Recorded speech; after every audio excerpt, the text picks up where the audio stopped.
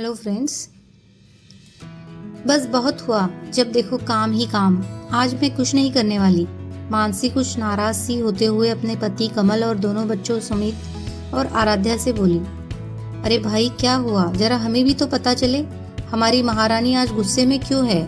कमल बाबू मुस्कुराते हुए मानसी की ओर देखकर बोले। वही दोनों बच्चे भी हैरानी से अपनी माँ को देख रहे थे कि आखिर आज माँ ने ऐसा क्यों कहा। क्या जैसे आप लोगों को कुछ पता ही नहीं। आपकी रविवार को छुट्टी, इन दोनों की स्कूल की छुट्टी। एक मैं ही हूँ जिसको कोई छुट्टी नहीं होती। मुझे भी छुट्टी चाहिए बस। और अब तो व्हाट्सएप पर, फेसबुक पर भी चल रहा है कि औरतों के लिए रविवार नहीं आता। आज तो मैं अपना रविवार मनाकर ही रहूंगी, बस मुझे भी छुट्टी चाहिए। ओह, तो ये बात है, इसीलिए आपका मूड खराब है। ठीक है, चलो आज से आपको आपका रविवार मनाने का मौका दिया। क्यों बच्चों? ठीक है माँ, आज आप आराम करिए, आज सारा खाना मैं बनाऊंगी, आराध्या बोली। बेटा सुमित बोला, हाँ मम्मी, मैं पापा के साथ मिलकर नाश्ता बनाऊंगा। सुधा ने जैसे ही ये सुना वो खुशी से फूलकर कुप्पा हो गई और जाकर बालकनी में अखबार लेकर बैठ गई। वाह क्या बात है, आज वो भी उस गुनगुनी धूप का भरपूर आनंद लेगी जिस पर तकरीबन हर रविवार सुबह 7 बजे से 10 बजे तक केवल उसके पतिदेव कमल बाबू का हक था। लगभग आधा घंटा बीत चुका था और अब तक किसी ने नाश्ते के लिए उसे आवाज नहीं दी थी, जबकि वो अब तक सभी को उनकी मनपसंद का नाश्ता करवा चुकी होती थी। आखिर उसने बेटी को आवाज दी, अरे क्या हुआ?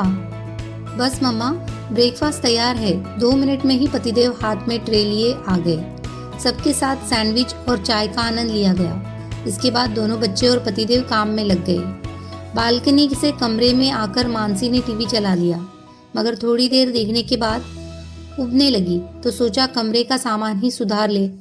हाथ में चादर तय करने को उठाई थी कि प्यारे पतिदेव ने हाथ से ले ली और बोले, आज आपका रविवार है, आज आपको कुछ काम नहीं करना, करना है तो बस आराम। और चादर हाथों से ले ली। दोपहर का खाना बेटी और बेटे के साथ पतिदेव को बड़ी मेहनत से बनाते हुए देखकर उसका मन खुश हो गया था। शाम होते होते बच्चे और पति जी थक कर चूर हो गए थे। सुधा ने कहा, चलो अब बहुत हुआ, शाम को खाना मैं बना लूंगी। जी नहीं, शाम का खाना बाजार से मंगा लेते हैं, कमल बाबू ने कहा तो दोनों बच्चे खुशी खुशी तैयार हो गए। सुधा के बहुत बार मना करने पर भी खाना बाजार से ही आया। खैर, रात होते होते दोनों बच्चे सुमित और आराध्या खाना खाकर सोने चले गए। वही कमल बाबू का भी थकान से बुरा हाल था। मानसी ने कहा, आप आराम करिए, अब ताले वगैरह मैं लगा लूंगी। पर तुम तो आज छुट्टी पर हो ना? कमल बाबू बिस्तर पर बैठे हुए बोले। मानसी आंखें भरकर कमल बाबू के हाथों को थाम कर बोली, नहीं जी, बंधन में जो सुख है वो मुक्ति में कहा। मैं तो एक दिन की छुट्टी में ही बोर हो गई। सच कहूँ, ईश्वर ने हम स्त्रियों को शायद ये ममता और त्याग के बीजों के साथ बनाया है।